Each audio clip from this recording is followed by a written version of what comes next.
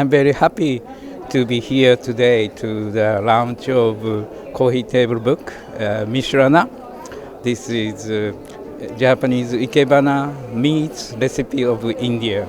This is a kind of collaboration of Japanese culture through Ikebana and Indian culture through cousin of India and its material. And actually, it's wonderful that this year marks 75 years of independence of India. So in that book, 75 Ikebanas and 75 recipes.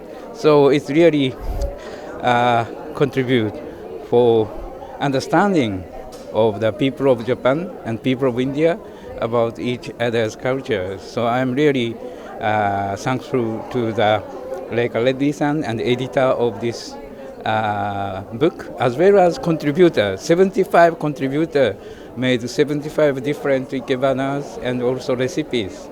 So I congratulate the launch of book, and I highly appreciate those efforts made by the teachers and the students and the lovers of Ikebana.